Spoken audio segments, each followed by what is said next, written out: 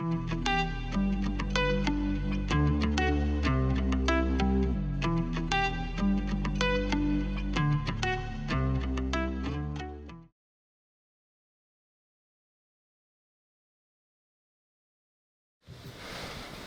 Hi, everyone.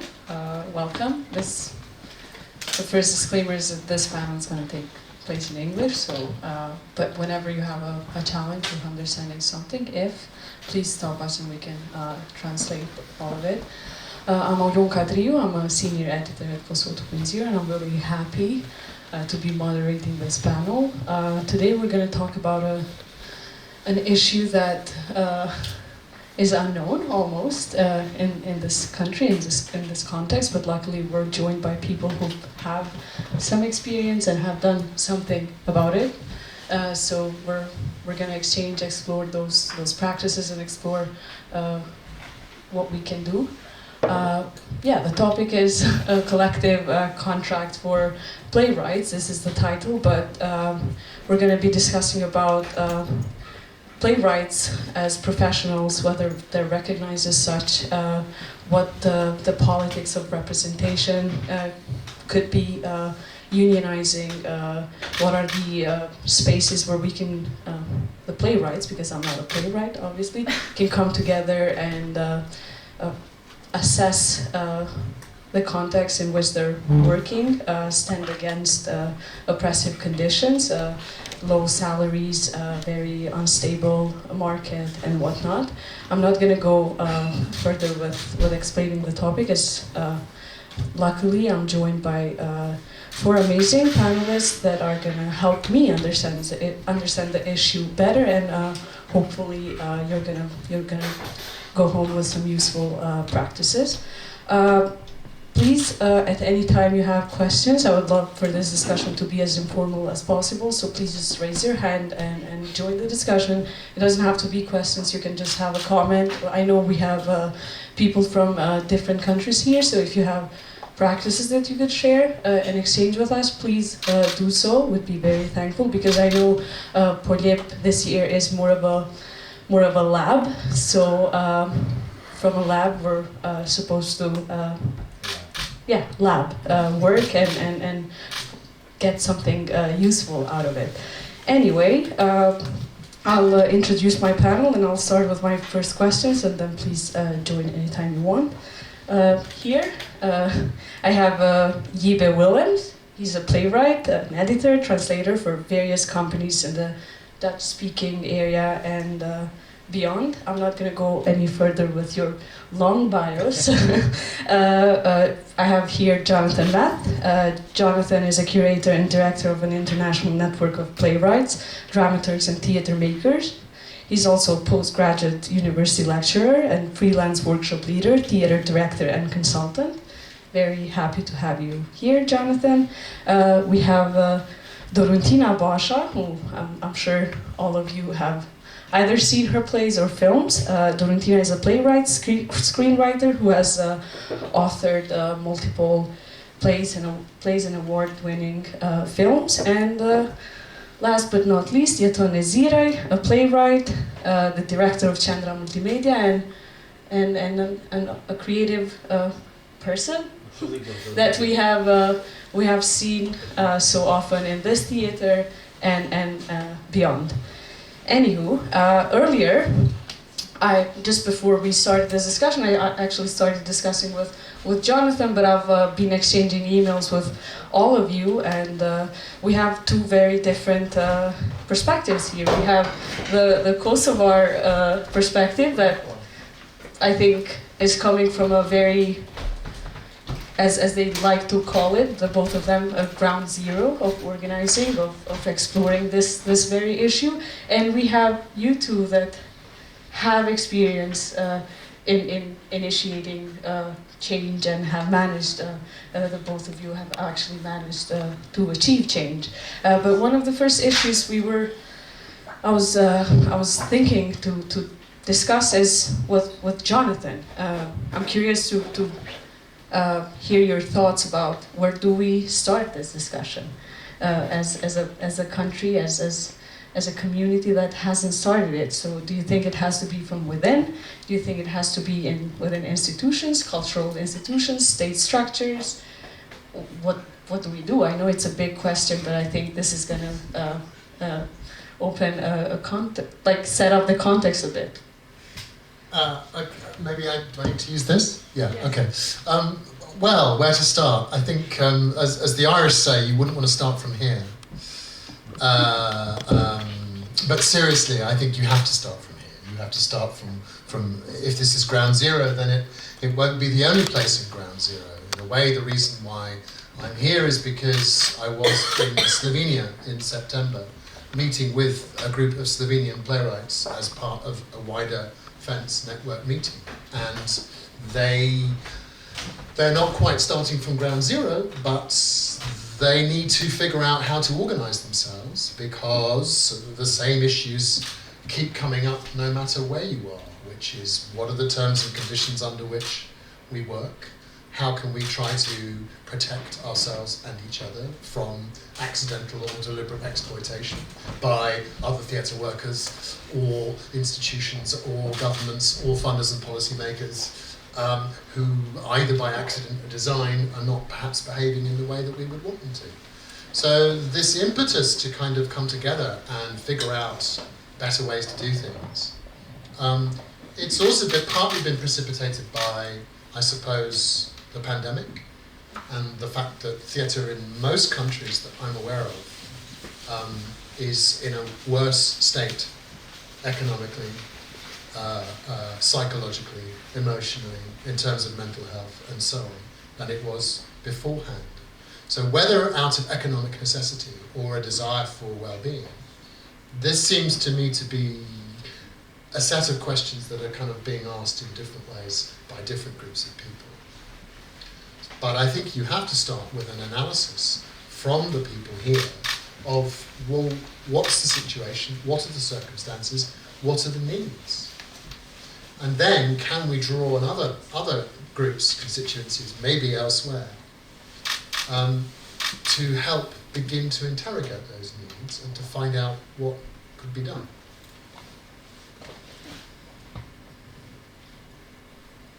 To my big question, that was a very concise answer.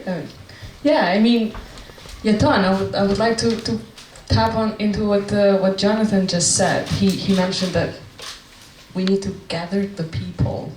How do we gather the people in such a scattered, chaotic context when we're creative artists, the creative communities everywhere, but never in one place, it seems? Well, it's difficult, I would say. I mean, if we start from some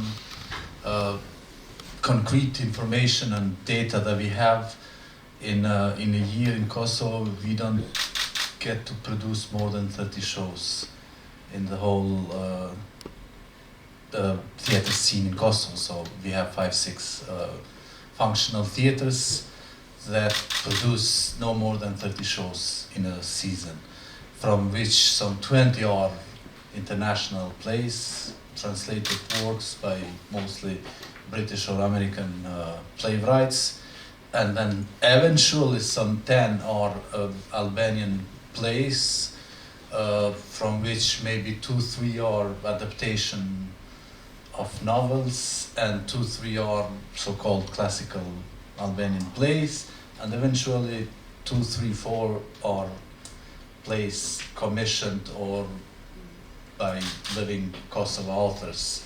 So in those circumstances, it's really hard to kind of think of any further step, or how to organize, how to gather people. Whom?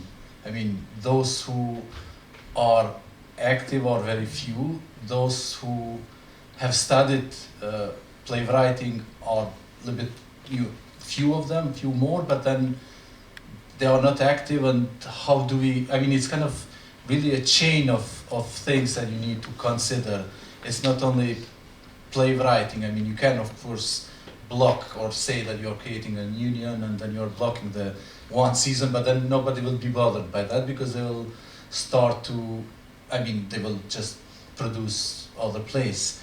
Let's say I take this very brutal example of National Theatre of Albania that for like 5-6 seasons did not produce any Albanian play. I mean, they started this last year to produce because there is a change in the I mean, there is a new director, but then before the other one, for like really 6 years, he was not producing any Albanian play, and then he was not. I mean, nobody cared about that, so to say. Nobody asked him for any change or any responsibility. So, if we compare Kosovo to Albania, because I think we need to kind of connect. We cannot look only at the Kosovo theater landscape because of the matter of the fact that we write in Albanian and they write in Albanian as well. So, but if you compare Kosovo to Albania, the situation in there is much more dramatic.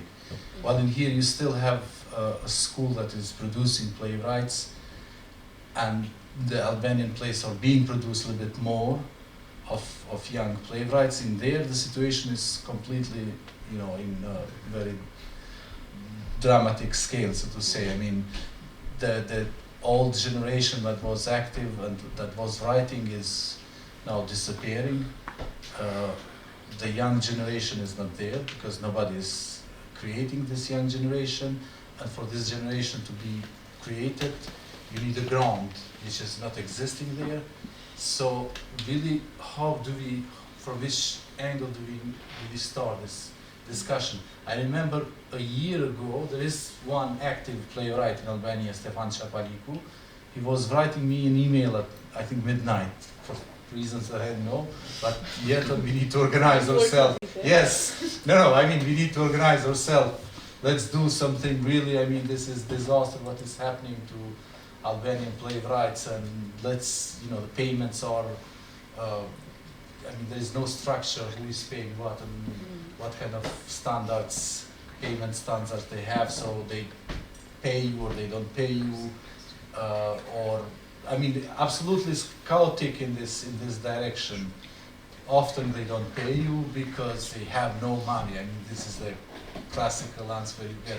So you stage, or they ask, I mean, they take your play to be staged in some small city theater, and then they tell you we have no budget. We have 5,000 euro, and then, what do you do with that? I mean, in some cases, young emerging playwrights, they offer that for free or with little money because they want to gain some visibility or to kind of start their career, but then that doesn't really help any further because it's one staging, mostly badly staging, and then it remains there.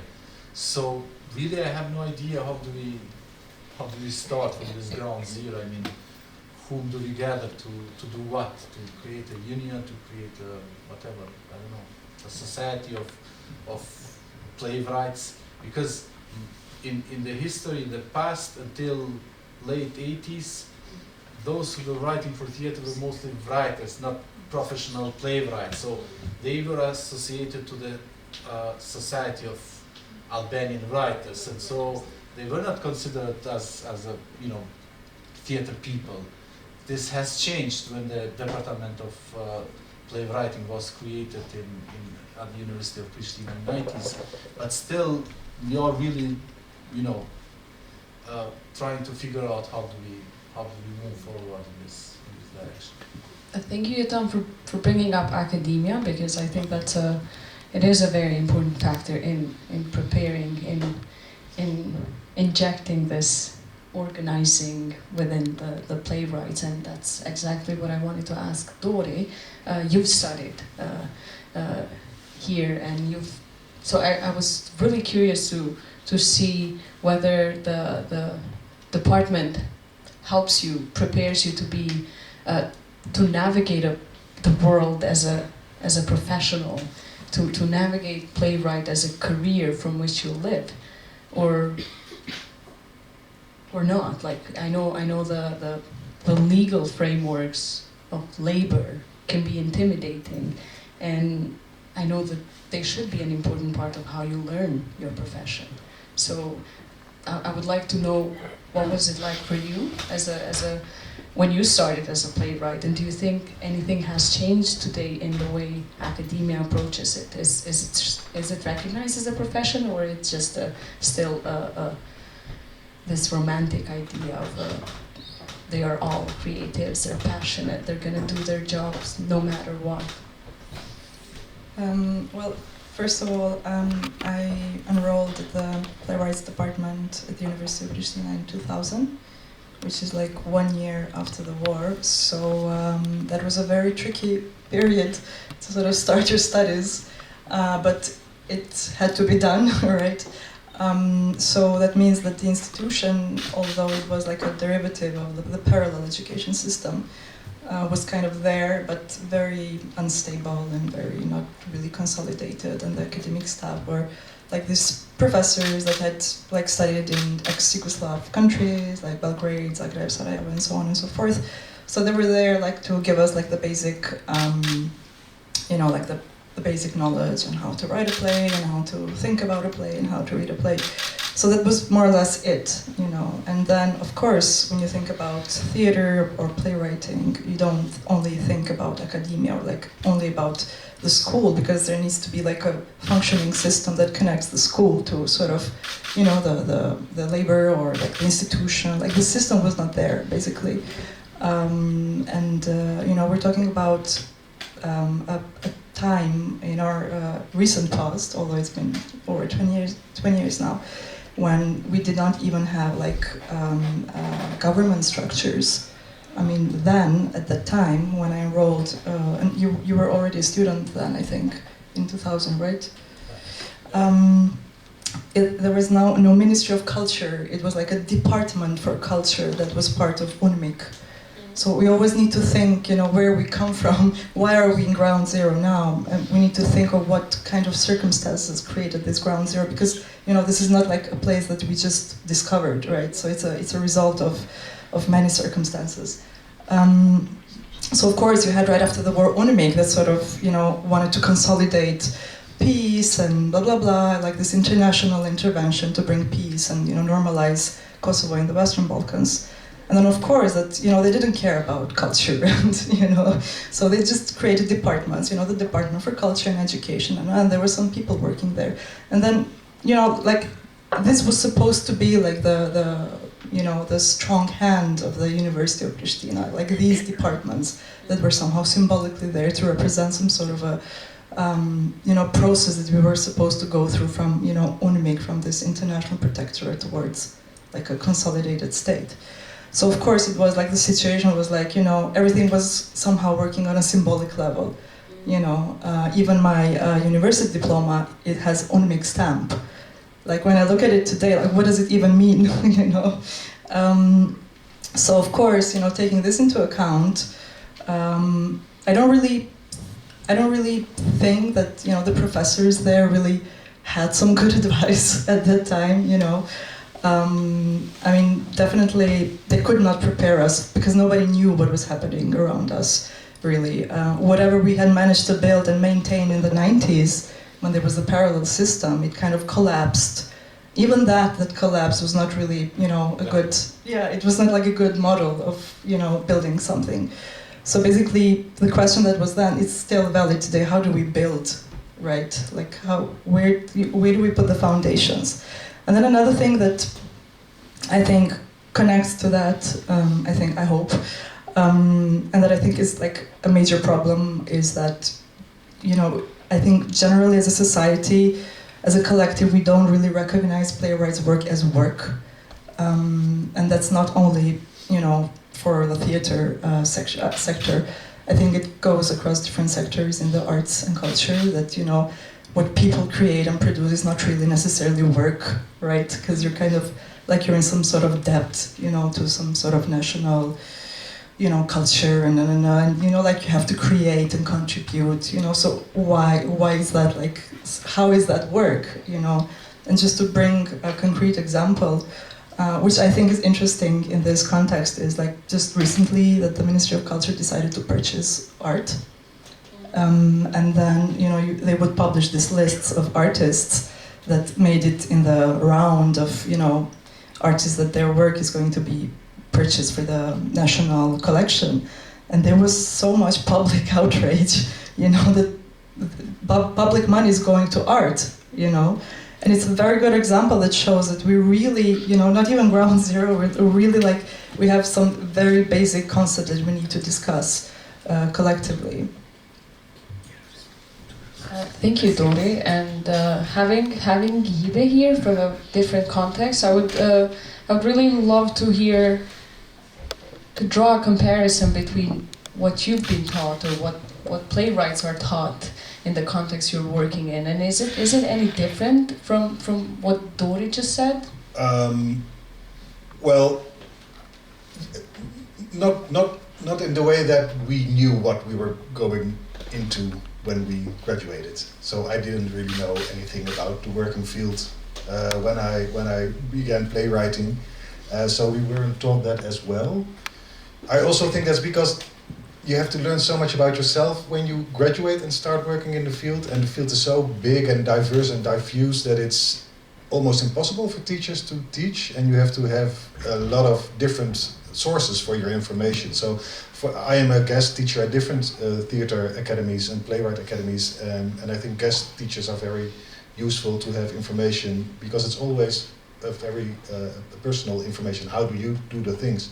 And that's what I think also is the start of an organization. Two people talking to each other is the start of an organization. So when I started, I didn't know what was normal or what terms or conditions or what money you could ask. So I asked people my age and people who were more experienced, and so I kind of built the idea of what is normal and what is right to agree upon with the managing director.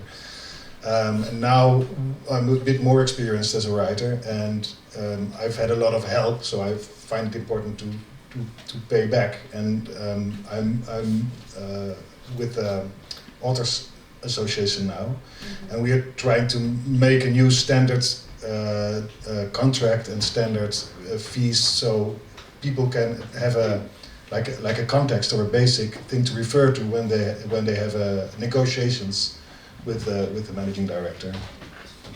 But it started with talking to each other and asking, what do you do? What do you do? What money can you ask? What do you do with licensing? What do you do when they want to change your title or your texts? What do you do when you want to visit a rehearsal and they don't want you there? What do you do with exclusivity? What do you do when you are in a fight? So all those things. So it's not only money, but it's how you want to be treated as a writer.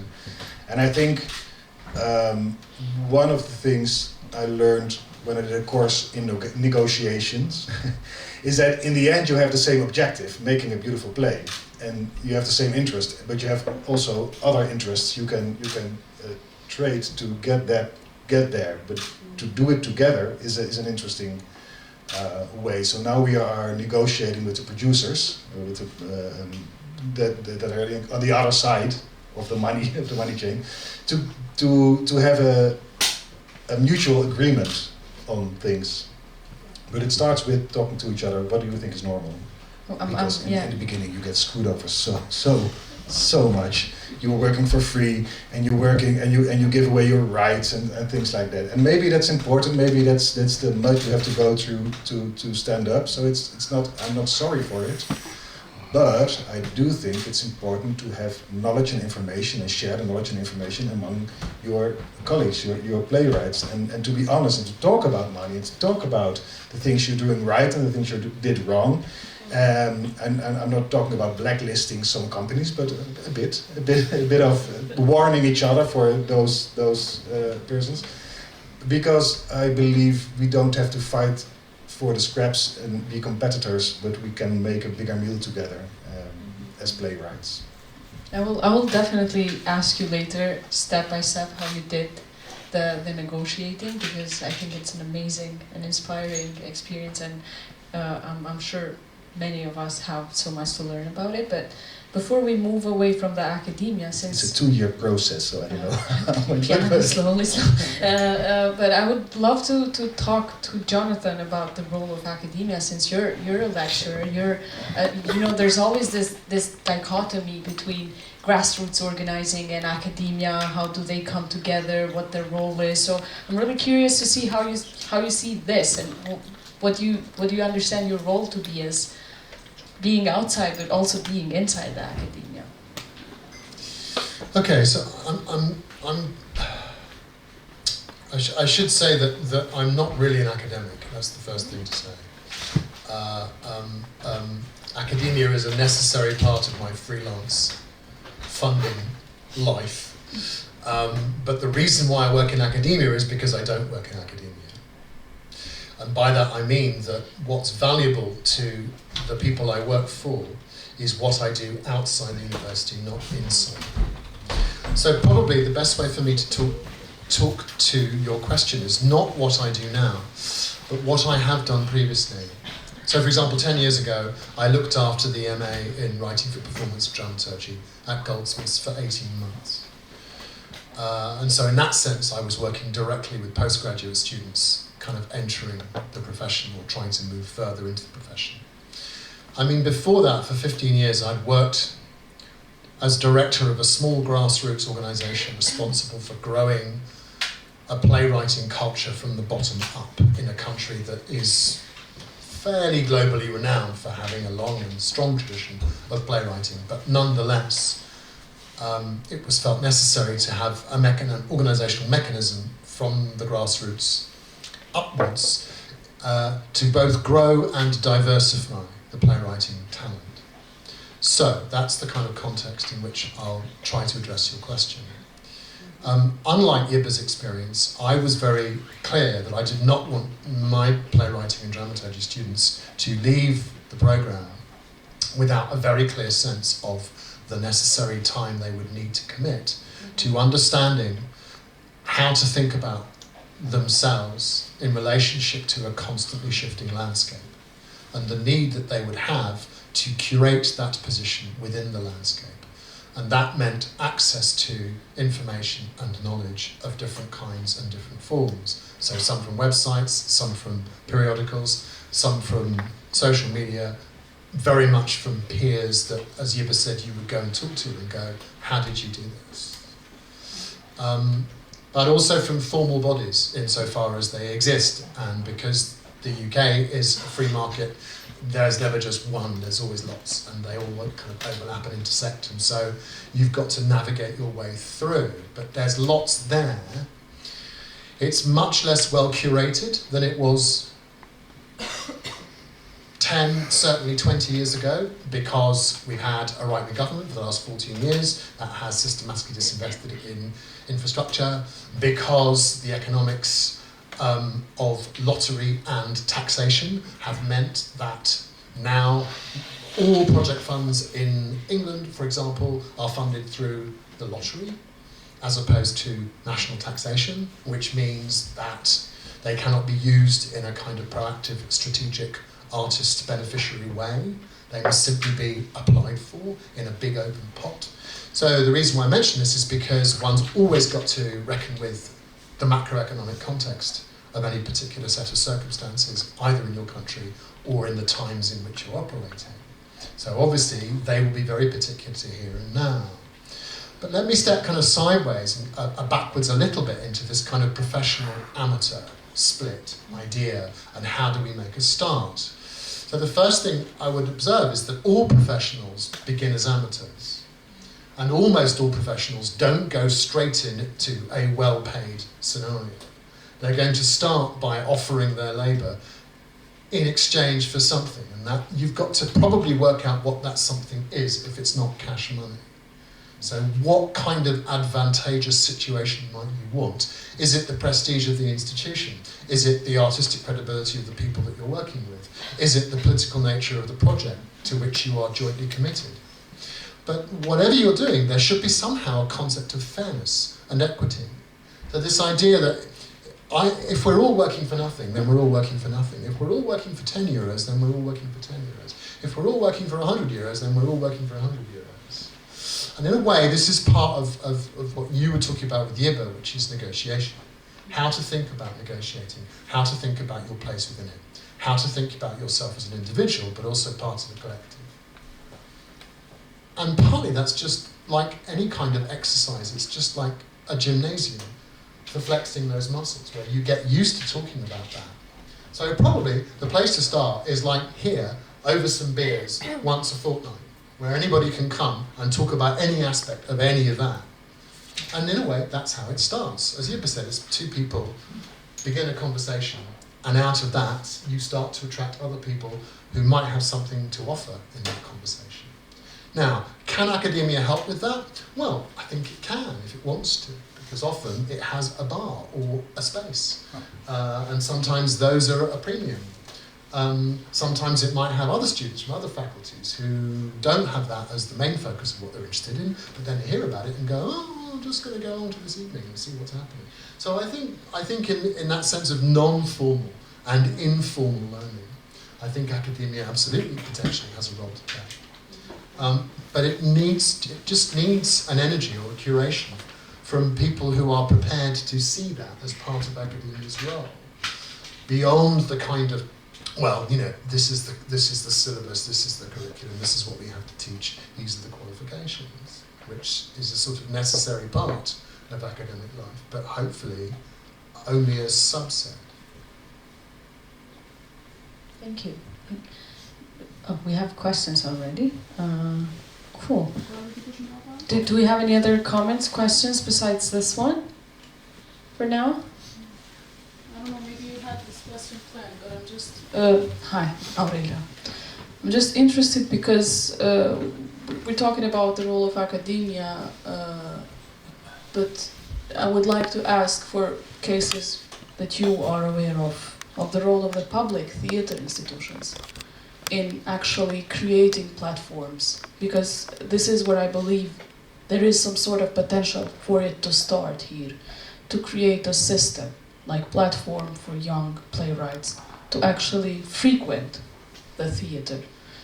Here I see there is like a huge wall between the academia and the actual theatres, and this wall is built by both sides, because at the National Theatre we don't have visionaries as managers, and in the academia I think it's because of this poor and scattered scene that JETON and DORI are talking about, that we have professors who I have never seen staged in my life, and then I don't believe that these professors who have never been staged or have been very rarely staged would be encouraging their students to like frequent the theaters that have not staged them. So it's really like also an ego thing. But in order for the ego to get out of the game, we need to create systems. And how do you have any examples of such systems where egos don't play a role in the game, but it's just there for young playwrights and directors to benefit from? We did used to have this small stage at the National Theatre that was some sort of potential, but then now that they don't have the actual small stage, they have also removed the concept of the small stage, so it's like fucked up in a way. We've had multiple institutions trying to platform that by helping playwrights develop their work and working with directors, and they all are 4 or 5 years running and then they fade out. Yeah. I'm not sure why. So it's always they emerge and they fade out, and they often emerge from people just leaving the academy. So I don't know what a five period between the academy and graduation after the academy does to people in ideals and and energy. But I can imagine things like that. But there's no continuous effort, because everybody has their own interests, and none of those interests are the playwrights' interests. In Holland, in the Netherlands, we have a mostly director-based theater field. So the directors are the artistic directors and are the ones commissioning the plays. So there's not a lot of playwriting coming from the playwrights itself, like as producing or a producing house from playwrights itself. So you have to kind of manipulate your ideas into the head of directors. So it's a whole game of itself. Theater without egos sounds delicious, but I'm not sure if that happens. I'm not thinking of a utopia. You know, I work in theater. I'm not talking about the theater without ego, but I'm talking about the situation where there is a system in place. But I think you should make that an own independent system then. I mean, because then it's on your own conditions, yeah. And then you don't have to be because you're always depend on the persons with the money. Yeah, but here we do have a good example actually. Sorry to interrupt again. But we do have a good example when we started this playwriting laboratory, and like there were all these collaborators, public institutions, National Theatre and city theatres, and then they all dropped out. So we had to continue for one more edition on our own, and then one more edition with some of them as partners, and then one on our own, but then we cannot go on forever because we're not state institutions. Yeah, you know? it's terrible. It has to Yeah. be a system. But I recognize what you say in the Netherlands. It's different. We don't have the money, so we always have to find a place to have money or time, but you buy time with money. So I don't really have an answer to that. So first of all, I'm going to dismantle the systemic, because I think the problem with systems is that they are unsustainable for exactly the reasons that you've just given. A beautiful example of the unsustainability of the beautiful system that initially was built. And I'm going to make a case, if I can, for substituting the idea of system for a culture, in the biological sense, that you grow a culture, and that the culture might grow in all kinds of different ways, but it's quite difficult to predict and organise in terms of a system. And there can be seasons and different elements within culture that allow for flexibility, variability. So in a way, it's a bit like contrasting grid and fractal. It's moving away from grid, it's moving away from systems. Why do this? Just because I'm so old now that I've lived through so many different periods of change and cycles that I'm suspicious of systems and their sustainability, because what happens is they become self-sustaining. And so their kind of rationale, philosophy, ethics, economic, social, political, cultural model becomes about sustaining the system, and actually what the system was set up to do gets lost if you're not very, very careful. Yeah. A culture is less reliant on a system. So let me talk about the fence a little bit as the network that I set up 20 years ago with some colleagues, which in a way is very much a culture rather than a system. Certainly it's a completely failed system if it's a system, but it might still be deemed a success as a culture. First of all, it's a network, and so it's not an institution. Secondly, it's a network that is not reliant fundamentally on finance as its modus operandi. And so it is, in that sense, essentially amateur, if one's taking remuneration, payment, as a critical condition of professionality.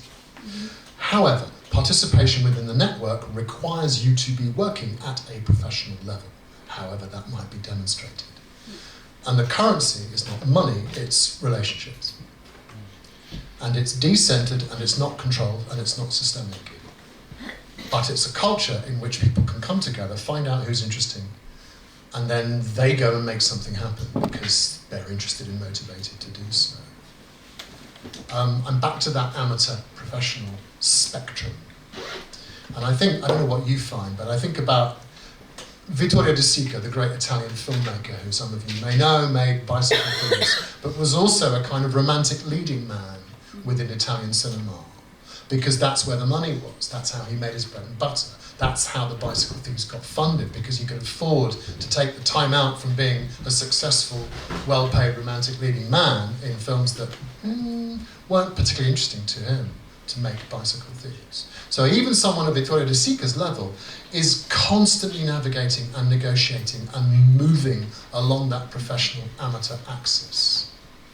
When you're young, you think it's a ladder of opportunity sometimes, and that you're starting at the bottom where you don't make any money, and gradually it goes like that. That's not been my lived experience. My experience is constellation, where you're moving in multiple directions all of the time. And there is no simple hierarchy. It's much more complicated than that. That doesn't mean that you shouldn't have access to better terms and conditions as your experience and what you can offer should grow. But that it's seldom a straight line. And that often I make choices where I take either unpaid or quote unquote badly paid work because there are other values that I bring to it and derive from it. And then I get paid very well to do other things which may interest me less. And apart from the very, very top playwrights globally, I think that's how it tends to work in either very poorly resourced systems or even quite well-resourced systems. So if we accept that the culture is what we're trying to do rather than the system, because it allows for flexibility, for mutability, for variation, for this idea of a constellation rather than a hierarchy, then it seems more possible for people to see themselves within that and not like they've got to negotiate a series of hierarchical barriers which might lead them to go, I'm going to spend my time doing something else. But if I just finish by coming back to this idea of community, which I think is allied to culture, where it's just groups of people coming together and finding ways to do things. And sometimes they might get paid and sometimes they might not. But that premise seems to me to be fundamental to theatre, because that's kind of what theatre is. Thank you. Anyone else? So there's two aspects that I would like to explore with Dori and JETON. I think I'll start with JETON. It's been mentioned how empowering it is to have your work staged, produced. And you also brought the issue of not having institutions that are actually willing to, especially if you're young. What do you think is the context in Kosovo? You spoke a bit about Albania. I'm curious, do you think there's any like intentionality not picking young playwrights? Do you think there's a monopolizing of theaters, of stages? What are the dynamics in Kosovo around that? Well, mostly it's related to the finances. I mean, they prefer to produce a foreign play because they don't pay the author's fee. I mean, the royalties. So they just stage it. Often they also change the name of the author in order to avoid that kind of payment that they are obliged to pay it. So, but this is, I have to admit, this is changing. I mean, 5-6 years ago, you could have seen theater in Gilan staging, let's say, only international plays or comedies that have been translated, or Ferizai or Jakova.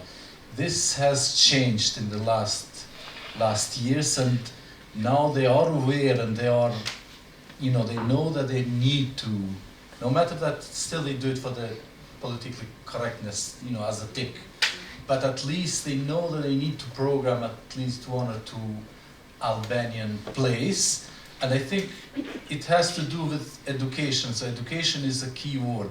Education of us as a playwrights, as a first, education of the others in the artistic community, theater directors, actors, and also theater managers. So once they are all educated in this matter, I think things will start to change, and then eventually educate policymakers, Ministry of Culture. So I suppose if in the next call for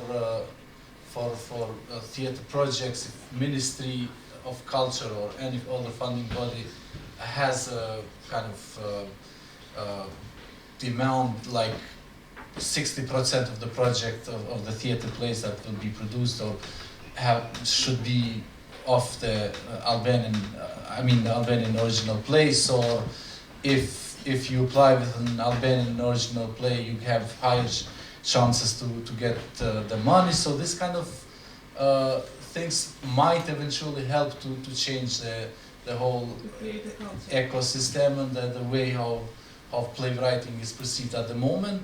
It's really, I mean, of course, there are a couple of playwrights, couple of authors, of directors who have some sort of monopoly. It's true. I mean, and young people, young playwrights hardly get staged. But this is changing also because Ministry of Culture those last 3-4 years is also supporting independent groups and independent authors, so and artists generally. So if you don't belong to any structure, you still can apply at the Ministry of Culture called and get eventually, usually less, but up to 20,000 years to do a project.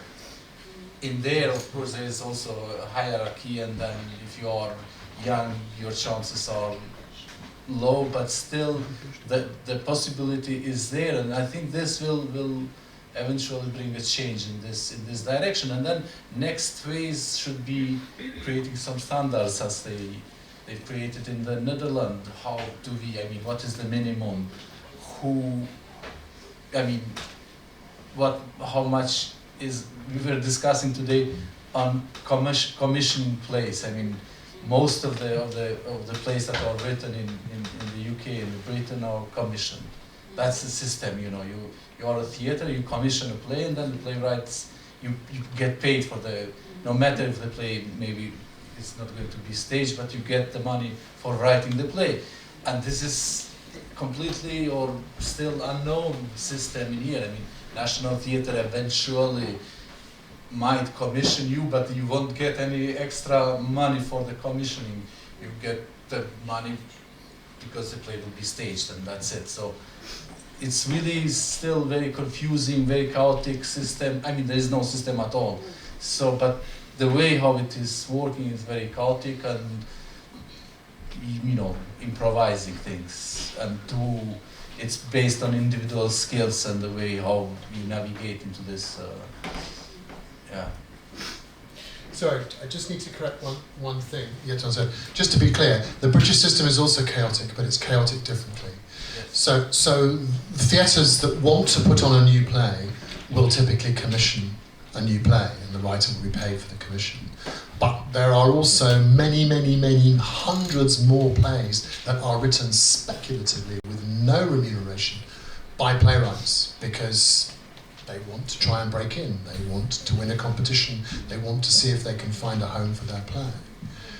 So it's also deeply chaotic with a mismatch between expectations of writers on which theatres might read their plays and why, how many competitions to enter, what their value and meaning is. You know, less than 1% of plays that have not been solicited by theatre are ever produced. But that doesn't stop playwrights writing them by the hundred. Okay, sorry. Yeah, we continue with the Kosovo context, right? Well, I do agree with what Jeton is saying about education, because it's key, definitely, in terms of educating the public institutions as well, because they do need to get educated in that sense, and that requires some sort of a dialogue to happen between the playwrights and the public institutions. Because, look, in Kosovo, it's not like we have a rich, diverse, independent scene, you know, so we really rely, and a lot of playwrights out there who might be feeling very discouraged by the you know, how the situation is, but they do rely on public institutions. You know, still we have the National Theatre and we have like public theatres in other cities that have a repertoire, so they kind of produce theatre plays, and you know, there needs to be a very concrete, specific dialogue to sort of, you know, put out there the agenda, you know, and to also educate the managers and people who are leading the institutions. I don't know, like honestly, because Jeton mentioned that the National Theatre can commission a play. I don't know, maybe you had an experience with the National Theatre commissioning you to produce a play. I've heard so. So why did you say that? You. No. Commission view. No, because I wanted to say, one of the points that I wanted to say is like we really need some development production strategies in place, you know. Otherwise, like, yeah, we can write plays, you know, we have folders in our computers with plays, you know, but fine, that is also, you know, kind of nice. But if the institution that is there, you know, the theatrical institution doesn't have a plan or a strategy how to develop, how to bring forward new voices, how to develop plays, how to produce plays, you know, it's really kind of, you know, there's a lack of, like a misunderstanding between the community and the institution. I mean, they do kind of commission some, like, I never had a commission by the National Theatre of an original play. I did get commissions for adaptations, which is not really a commission because they kind of, you get paid like when the project ends, with a lot of delays, by the way. But you kind of, like, you kind of sign the contract then also, you know, so you're kind of working, like you finish your adaptation like 2 or 3 months before the actual start of rehearsals, and then you think like, oh shit, like I don't have a contract. Well, if this thing never happens, you know, what happens to all the work that I've done, you know? So this definitely has to get fixed, you know? And I mean, it has to start probably from us, you know, we have to kind of start this dialogue, because I don't think it's kind of fair and realistic to expect that there will be some awakening or, you know. Yeah, I definitely agree with you, and I was just gonna move the discussion to us, because I think, yes, institutions, yes, systems out there, but also I wanted to ask you two, Jeton and Dori, but if you have something to contribute, please.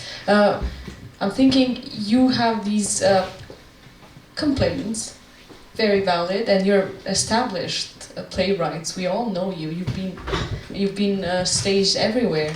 I feel horrible about the young ones that are just entering the career, and I think I'm interested to know, do you think there are mechanisms or ways of you communicating with those playwrights? As JIBBE said, it's I think solidarity emerges from a single conversation. Like that's how you can organize. But is that intergenerational or amateur, professional discussion going on here? How often is there any platform where you meet young playwrights, where you give feedback, where you mentor them? I know that's exhausting, I know that's an extra job, but I'm just curious to see, do you go to university ever, or how do you communicate with young playwrights? Especially you, Jeton, that you're also in a very interesting place. You're a playwright yourself, but you also lead a theater production organization. So where do you stand in this, you know? So whoever wants to start. I mean, look at this discussion today and the topic we are having, and I think we have 1 or 2 playwrights, local playwrights here, out of maybe 50 that finished or graduated from the school. So there is a kind of really a block wall between the young generation that is being created, I mean, young generation of playwrights that is coming from the university, and the system, the theater ecosystem that is functioning. Because I think okay, I don't want to be really radical in this, but as Dori was mentioning, I mean, people who are teaching, Aurelia in fact, they hardly come to see shows. They are not part of those events that are happening. Somehow they are satisfied and happy with the salaries, and then I guess they poison their students as well, that what you see in our theaters is rubbish, this is not theater, so you need to, I don't know. Boycott? Well, not boycott, but really that's nothing, this is not theater, I mean, those are not plays, I mean, those are whatever, but, so there is some kind of misunderstanding, and what we try hard is the way how we try to bring them is through those workshops, through those events that we organize in the Kosovo Theatre Showcase. So we organize this critics workshop We organize playwrights workshop, not very often because of course we don't have capacity to do that, but whenever there is a possibility, we do that and we bring them and we try to take care of their plays and we publish them as well. So we are the only organization publishing theater plays. Lots of them are my plays, but still, beyond that, there are many plays of the young authors who, I don't know, we helped in one or another way having those plays written. So, I mean, we are creating the platform, a little platform, like this one, like the one through Kosovo Theatre Showcase, in which we also have, I don't know, this pitching forum in which young authors can read 10 pages of their plays and speak about their plays. So that is the maximum we can do, but we are not a public institution, so I think we need to really kind of create synergies between different actors in this field in order to have bigger impact. Otherwise, with small steps, yes, you can achieve something, but then I don't think this is going to be significant in the bigger picture.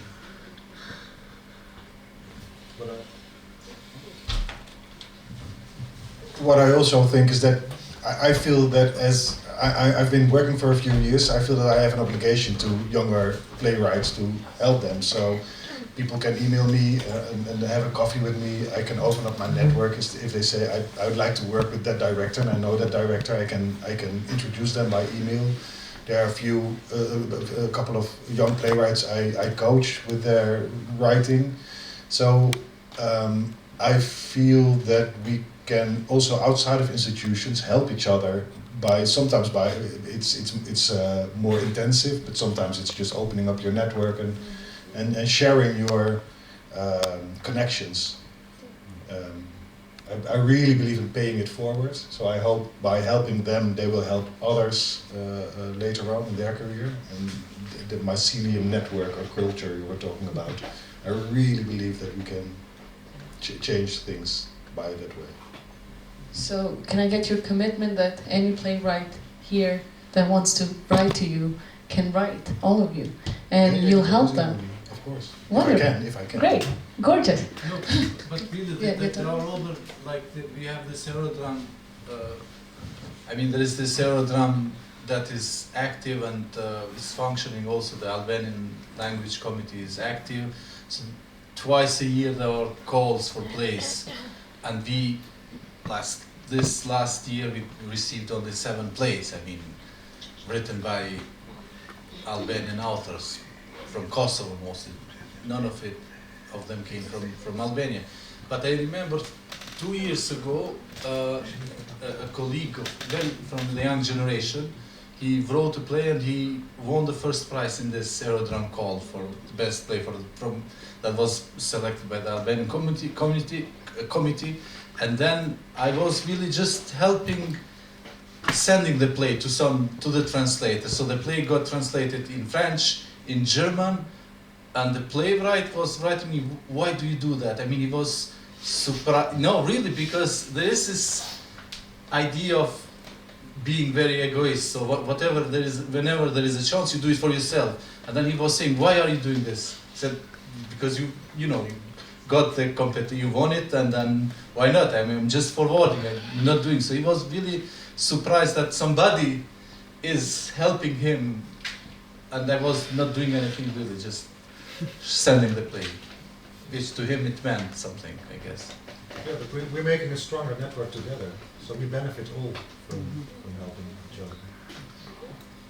No, I just wanted to add, I think just, looking back at the period of 2000, 2004, when I was a student at the playwriting department, if today it's like, I don't know, just similar or like close to that experience, if I was a student today, I would really want to have access to labs, definitely, so just keep up doing the lab without the theaters, however you can manage, because I think it's really important for the students to have access also to some sort of different discussions, you know, because the creative discussions are really necessary for personal development as an artist, as a writer, you know. And as I remember, the discussions in the playwriting department were not really like, you know, substantial, but also encouraging or, you know, creative or supporting your creative individuality or. So I really hope that this has changed since then. But it's a very tough place to start, you know, wanting to become a playwright. So if that still is like that today, we really need to diversify what is out there, you know, labs, whatever, different kind of platforms that would just, you know, share some encouragement or just create some sort of support groups to, you know, where you can really believe that you can, you know, follow your sort of, I don't know, like dream or, you know, it sounds very romantic, but sometimes you need something like that, right? Especially if you're struggling to, if you're struggling to have your voice or play out there, you know, so just keep up with the lab, please. Well, no, it's what I realized from this discussion is that we're not at all in ground zero. We have established some systems. We have polip, we have the showcase, we have 2 playwrights here that have already started helping young playwrights and creating grassroots, non-formal platforms for them to learn and to access this very intimidating labor market. So there's something we could work with. Do we have any more questions or comments?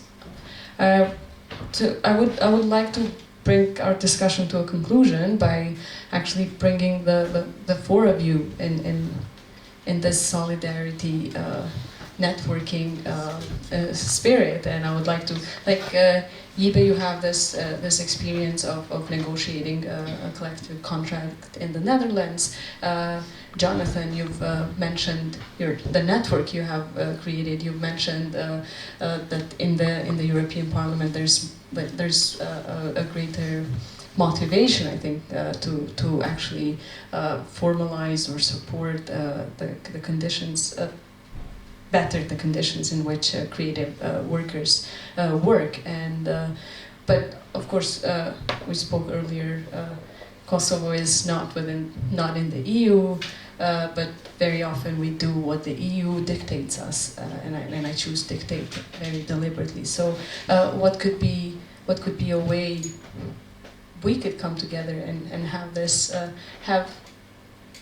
I don't know how to say. I don't want to say more developed countries because I don't like the terms, but countries that have gone somewhere, grab these countries that are struggling and go forward. To import British cast. So how do we, So I live in Italy, which means that I luxuriate in being part of the EU. I have an Austrian passport, which also enables me to do that. But of course, I'm also British and from London, and we too are no longer in the EU. And we don't always do what the EU wants us to. Even though sometimes it might be better if we did. But setting that aside, I think the principle of community and connectedness and culture is not limited to either the single nation state or indeed the economic condition of that nation state. Because I don't know a single country where playwrights are happy. And everybody's problems are absolutely real. And yes, of course, there are different kinds of privilege, for sure. But actually taking the disgruntlement and the concerns and the questions and trying to transform them and formalize them into articulated needs, and then bringing different individual playwrights from different countries together to share their expertise, their questions, their knowledge, their challenges, their experiences of their own landscape, is a project that we are starting to grow between us. And so this is a staging post in that conversation. The project began in Slovenia because clearly there was an articulated need from Slovenian colleagues and a number of people from different countries who went, oh, okay. So very much that's how the network can make a contribution to trying to support playwrights to grow their own culture and to not crucially rely on institutional funding to enable them to do so. Yeah, I'm delighted. What can I say? It's God's way of telling me to shut up and pass the microphone. With the two of you, more like, how can we be collectively, not just in, like, I know the two of you individually have been exposed, but how can we be collectively joining more networks and getting these practices? Do you think there's Well, I mean, I have to admit in front of the audience here that, you know, I'm practically illiterate when it comes to, you know, how to bargain, you know, like for, you know, like the collective good of the playwrights community. So let's say that this sort of panel discussion is like a very educative tool for me as well. I don't know, like JETON mentioned at the beginning, like, you know, the community is, I cannot really say there's like a playwrights community, right? Because it doesn't look like there is one. And it's really disorganized, and it's really hard to, you know, identify people who would be willing to sort of, you know, initiate something. But probably that's the first step. And then I guess the second step would be to sort of identify, you know, together, or just talk about our experiences, and then just to try to understand from our experiences, like, you know, what are the lessons learned from all our nice and, you know, horrible experiences, and what can we do with that to sort of improve the conditions of work and development in general. So I'd say that should somehow be it, you know, for now. And then I guess, of course, you know, all the experience of other countries that have sort of had some developments in that aspect would be useful. And definitely we would need to sort of include institutions at one point and, you know, build that dialogue and see how we can exchange and, you know, build some sort of constructive relationship. I mean, this discussion here is part of that, what we are trying to have or impact in this matter. So the next step is like really to meet with more playwrights maybe, and have a next meeting in this room or in some other venue, and try to really like digest what we started to discuss here and see what this will lead us to. I mean, really, there are several other playwrights colleagues that are or could be willing to meet and discuss further. So I don't see this thing can be done, that this thing can be done with automatism. Like, I see it as a kind of domino things, like we need to take several actions in several directions, and then eventually, you know, when the circle is wider and when the people are well educated and informed, and the change will happen. But you know, it cannot be a solo show of somebody that does this and that. I mean, we've been doing lots of stage reading in this theater, and without really, you know, any support. But we thought, okay, there is some money left from this project. Let's do a stage reading of this playwright, and let's do a, I don't know, playwrights workshop, and let's try to publish this play or that play, and let's help this event, and let's organize this event. But then in the end you start to get exhausted, and then, you know, you cannot do everything. Yeah.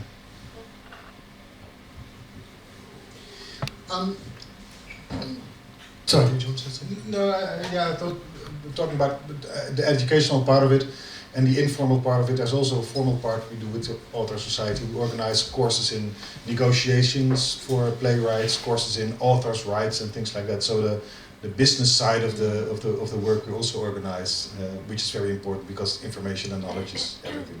That's it. So when I'm building projects, I try to structure the collaborative conversation around a principle and practice of offers and requests. So in terms of what next, my offer is that I will write a European Union funding bid in such a way that it is enabled to include participation from countries who may not necessarily be part of the European Union. And I will target that at the Erasmus programme, ideally for its next round in October, if not for its next one round in March. And I will give my time to that, and that will take me the best part of 4 weeks. So that's my offer. My request is that the participating countries begin the process or continue the process of finding out what those needs of playwrights are, continue to be in dialogue with me, either formally, as in JETON and JIBBE as part of the network, or informally by talking to JETON and JIBBE and others. And that hopefully, slowly, organically, we begin a process whereby someone comes to me and says, look, in Kosovo, we need some extra resource even to manage that consultative process. So we go, fine, we'll build that into the funding bid that we're writing, where we say there are going to be some countries in Europe that we're going to need to invest in actually literally bringing people in. And if it means that we pay everybody for an afternoon so that we can hear their questions and concerns, then fine, that's the leverage that we need. And so it begins. Sounds very good offer. Yeah. But what's the switch? What to be the... Yeah. Someone has to do the work, always, of course. There's always work, of course. And it's always us. On that note, I would really love to thank you, JIBBE, Jonathan, Dori, and JETON for this amazing conversation, and all of you. And I hope this discussion has started a discussion, and yeah, that we will get to the bottom of it someday. Thank you. To the top. To the top.